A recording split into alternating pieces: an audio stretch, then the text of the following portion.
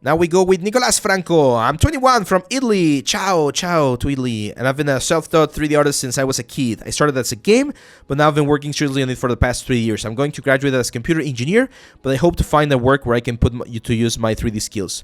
You will find portfolios all over the place since I really can't choose what I like the most. Let's take a look.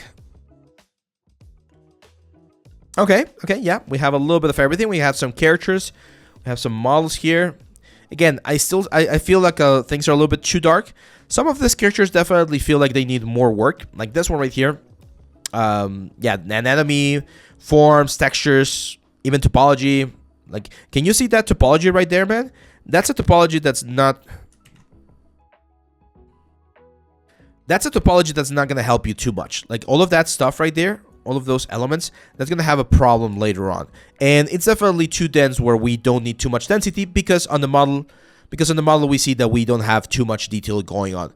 Oh, that's cool that you were able, what would you using, like AccuRig or something? It's cool that we can see it move, but you can already see how it stretches a little bit weirdly there on the elements. So we can definitely optimize this a little bit more.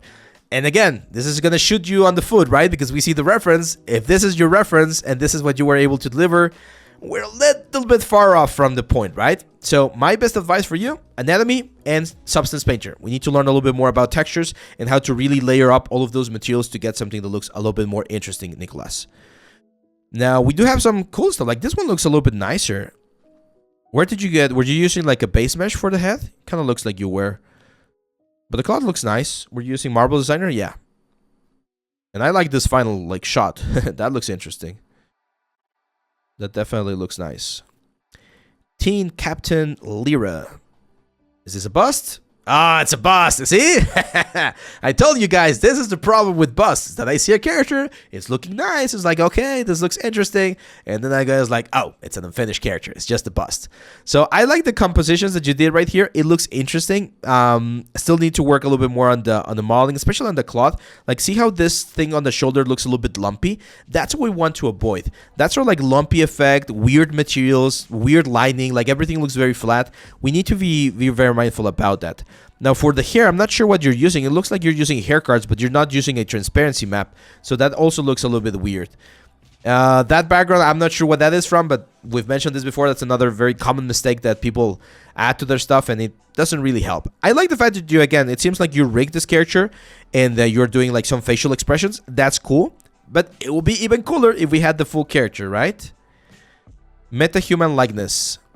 Is it likeness to you? Or whose likeness is this? Is this like your dad?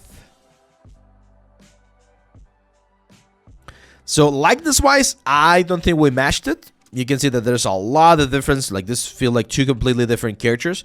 I can see some of the textures there, but it's not. I like the fact that you're exploring this method. This is something that we're going to see more and more in the upcoming years. I haven't used it too much, to be honest, because the stuff that I do, it's not really hyper realistic like that.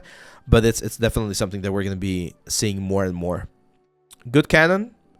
Man, this is a better render. Oh, I really like this render. I love the rope. Nice. Brighten it up a little bit more. Add a little bit more brightness. Just a little bit more brightness. And it seems like you're using either a normal map or a displacement map here on the ground. That's interesting. I've never seen that used before. But I don't know if it's flipped. It kind of looks flipped. Yeah, this is a good model. Okay, yeah, good UVs. Good organization. This piece right there, Nicolas, good. I like that one. And then we have this Echoes watch. Oh, were you using hand painted stuff? It looks like you did some hand painted stuff, man. That looks good. Did you do everything in Substance? I don't like Substance for hand painted. It seems like you use a little bit of GIMP, so like Photoshop. Yeah, cool stuff, man. Is this yours? Or is this from the series? Again, take out the background. I think it's more distracting than... It's not helping as much. Okay. Oh, yeah. There you go. Nice. Yeah. Not bad, man. Not bad for doing this only in Substance. What I don't like about Substance is that it's become a little bit difficult to blend. Or it can be a little bit tricky to blend. So I don't love that. Is there any way to scale in only 2 axes in ZBrush with Gizmo? That's a good question. I'm not sure if with Gizmo, but you can do it with deformation. Yeah, cool stuff, man. Nicolas, do more of this, like like ambitious things like this pirate ship cannon, like more complete pieces. And if you're going to be doing characters, full characters, and let's really pay attention to the anatomy and the proportions. Okay? That will be my advice for you.